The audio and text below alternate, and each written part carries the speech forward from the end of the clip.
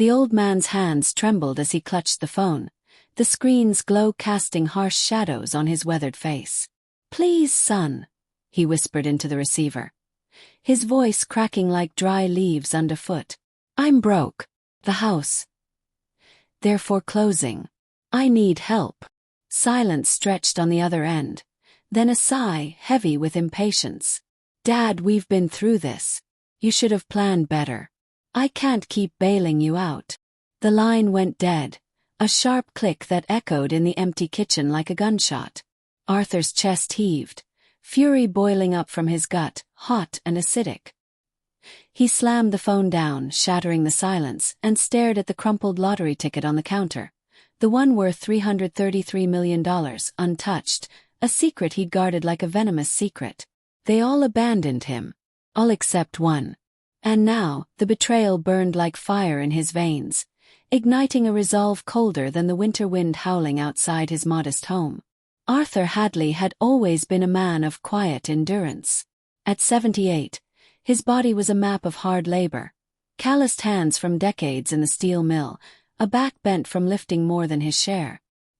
He'd raised 3 children alone after his wife, Marlene, died young from cancer, pouring every penny into their futures. College funds, weddings, down payments on houses. He'd given it all, scraping by on Social Security and odd jobs. Then, one rainy Tuesday in October, fate handed him the golden ticket. He'd bought it on a whim at the corner store, the clerk's bored eyes barely glancing up.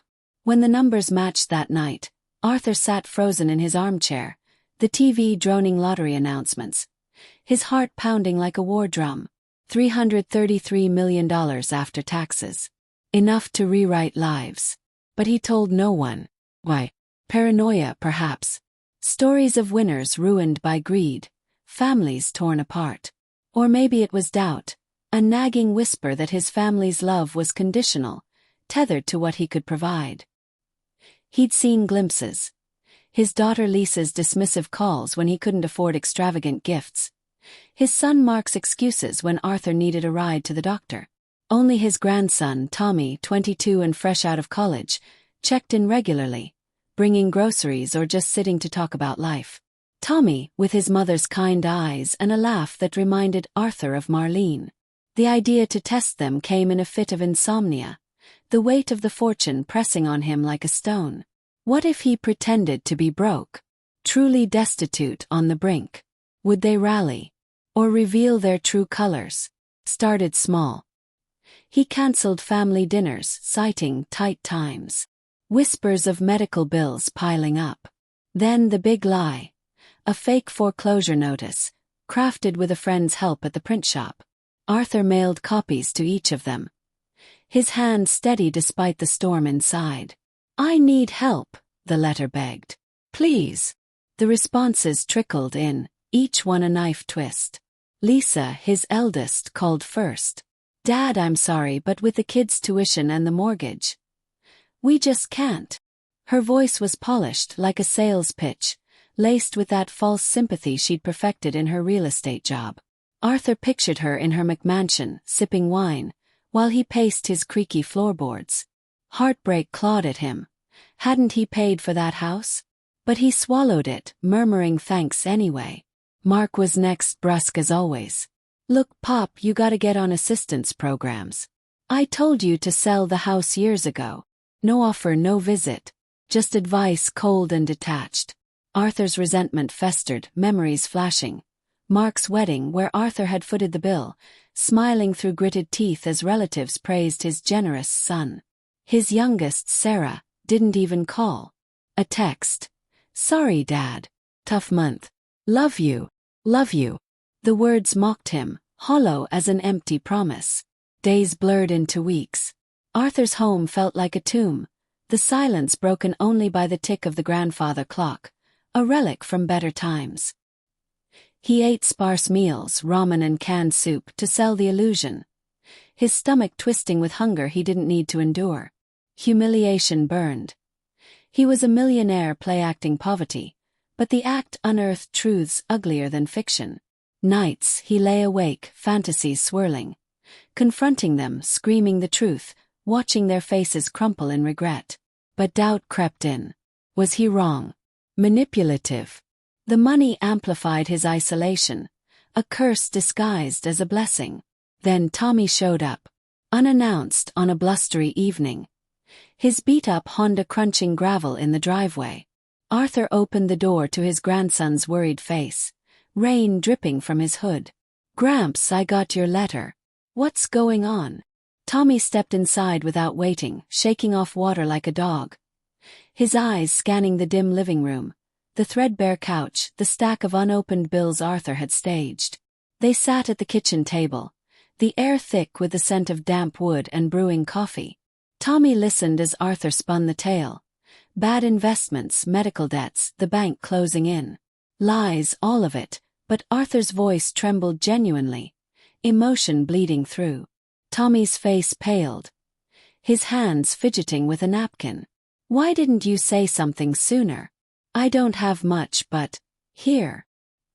He pulled out his wallet, sliding over $500, probably his entire savings from his entry-level tech job. "It's not enough, but I'll help figure this out. We can look for aid or... hell, you can move in with me." Arthur's throat tightened. Heartbreak for the others mingled with a fierce, protective love for this boy.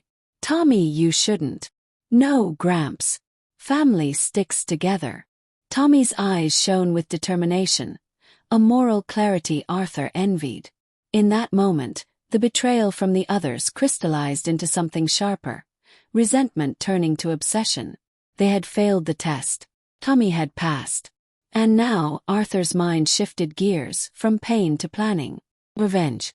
Not petty, not immediate. Something calculated. A slow unraveling that would expose their greed. He started subtly. First, he accepted Tommy's help, letting the boy handle calls to fake creditors, Arthur's old poker buddies playing along. It bonded them, Tommy's loyalty a balm to Arthur's wounded soul. But inwardly, Arthur plotted. He'd reveal the fortune eventually, but not before making the others pay. Moral conflict gnawed at him. Was this justice or cruelty? He paced his study at night, staring at the safe where the ticket hid, guilt whispering that he was no better than them. Yet the anger won out, a cold resolve settling like frost. Weeks passed. Arthur feigned worsening health, a cough here, a stumble there. Lisa visited once, her perfume cloying in the stale air. "Dad, you look awful. Have you applied for Medicaid?" No hug, just questions. Arthur suppressed rage, his voice weak. "Trying, honey. It's hard." She left with promises of checking in, but no check arrived. Mark swung by for Thanksgiving alone. His wife busy. Dinner was sparse, turkey from the food bank, another prop. "Pop, this place is falling apart. Sell it, move to assisted living." Arthur's fists clenched under the table. "Can't afford it, son." Mark shrugged, checking his watch. "Well, think about it." As he left, Arthur imagined the confrontation, the satisfaction of watching Mark beg. "Sarah." Radio silence, until a postcard from her vacation in Hawaii. "Thinking of you." The hypocrisy fueled Arthur's fire. The plan coalesced over Christmas.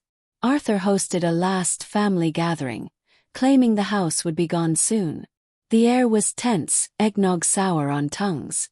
Tommy arrived early, helping set the table, his concern palpable. The others trickled in, faces masks of obligation. "Dad, we need to talk," Lisa said after dinner, her siblings nodding. They cornered him in the living room, fire crackling like accusatory whispers. "We've discussed it. We think it's best if you go to a home.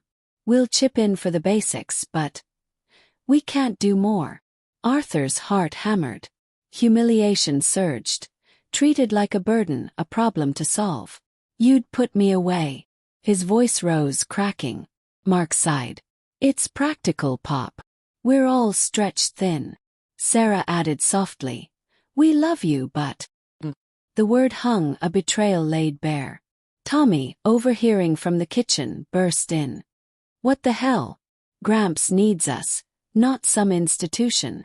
Lisa turned on him sharp. Easy for you to say, Tommy.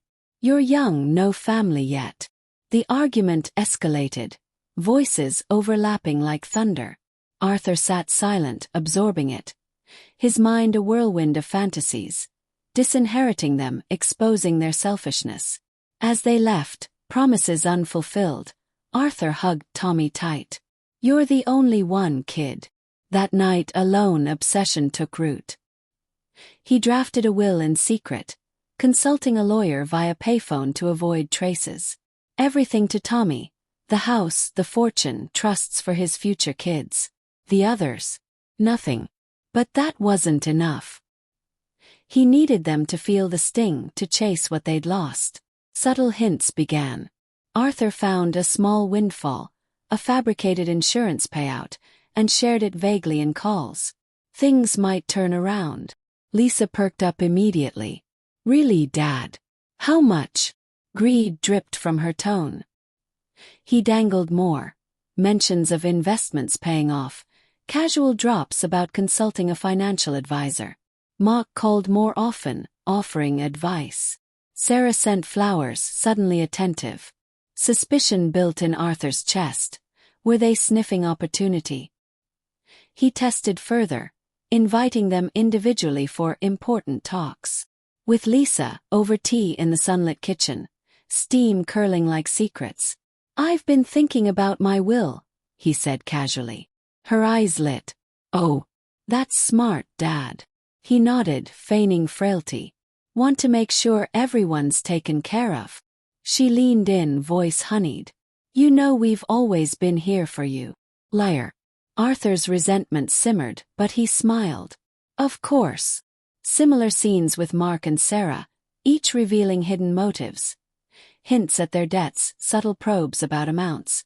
Arthur's inner turmoil raged. Guilt at manipulating, fear of discovery, but the cold resolve hardened. This was justice, poetic and precise. The climax brewed slowly. Arthur announced a family meeting, claiming big news. They arrived eager, the air electric with anticipation. Tommy sat beside him, unaware of the depth. I've won the lottery, Arthur said flatly, pulling the ticket from his pocket. Gasps echoed, the room spinning. $333 million. Mark whispered, eyes wide.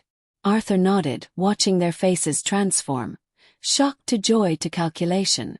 But I tested you. Pretended to be broke. Only Tommy helped. Silence fell heavy as lead. Lisa stammered. Dad, we didn't know. You knew I needed help, Arthur cut in, voice steel. Heartbreak laced his words. You abandoned me. Arguments erupted, excuses flying. We have our own problems. It wasn't like that. Arthur stood, resolve unbroken. The wills changed. Tommy gets it all. You get nothing.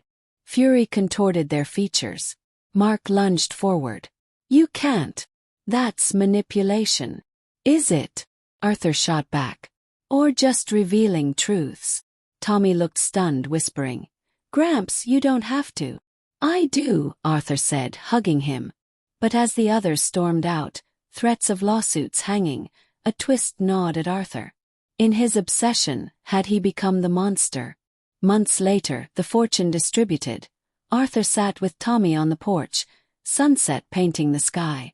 Peace almost. But a letter arrived, from Lisa, confessing hidden addictions, Mark's gambling debts, Sarah's failing marriage. They'd hidden their own pains, fearing judgment. Guilt crashed over Arthur. His revenge, justified in fury, now felt hollow. Had he misjudged? The betrayal was real, but so was their humanity. In a final act, he amended the will secretly. Small trusts for each. Enough for redemption, not excess. Poetic justice, tempered by mercy. But the scar remained, a reminder. Wealth reveals, but revenge consumes. Tommy noticed his grandfather's distant gaze. You okay, Gramps? Arthur smiled faintly. Just thinking, kid. Family's complicated. And in that complexity, the true revenge lay. Not in withholding, but in forcing them to face themselves. The pursuit ended, but the emotions lingered, raw and unresolved.